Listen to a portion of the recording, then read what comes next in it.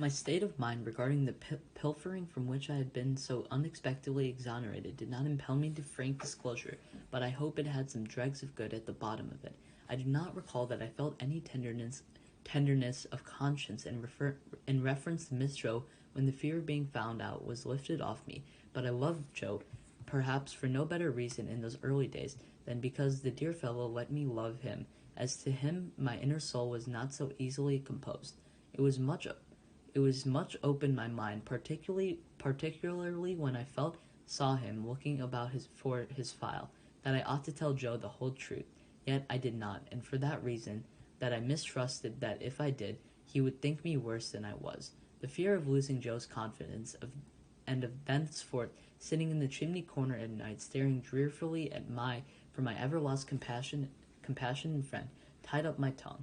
I morbidly represented to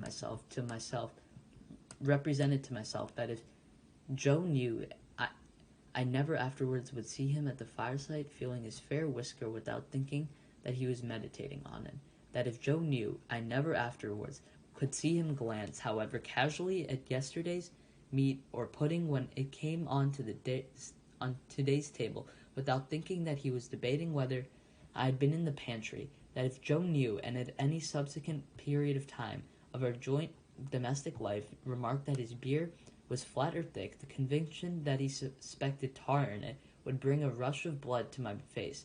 In a word, I was too cowardly to do what I knew was right, as I had been too cowardly to avoid doing what I knew to be wrong. I had no intercourse with the world at the time, and I imitated none of its many inhabitants who act in the manner. Quite an untaught genius, I made the discovery of the line of action for myself. As I was sleepy before we were far away from this prison ship, Joe took me on his back again and carried me home. He must have had a tiresome journey of it, for Mr. Wopsle, being knocked out, was in a very bad temper that if the church had been open, he probably would have excommunicated the whole expedition, beginning with Joe and myself.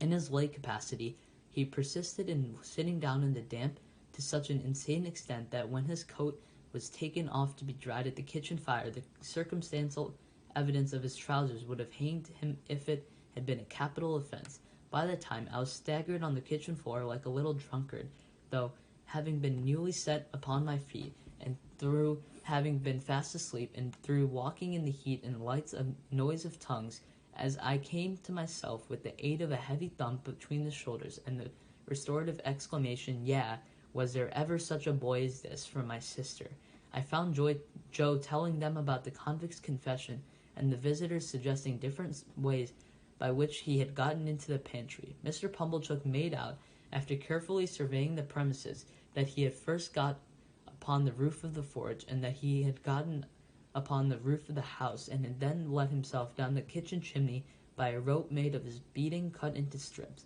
And as Mr. Pumblechook was very positive, and drove his own chaste chart over everybody, it was agreed that it must be so. Mr. Wopsle indeed wildly cried out, "No," with the feeble malice of a tired man, but as he had no theory and no coat on, he was unanimously set at naught, not to mention his smoking hard behind, as he stood on the back to the kitchen fire to draw the damp out, which was not calculated to inspire confidence. This was all I heard that night before my sister clutched me as a slumberous offense to the company's eyesight, and assisted me to my bed with such a strong hand that I seemed to have 50 boots on, and to be dangling them all against the edges of the stairs. My state of mind, as I have described it, began before I was up in the morning, and lasted long after the subject had died out, and had ceased to be mentioned, saving on exceptional occasions.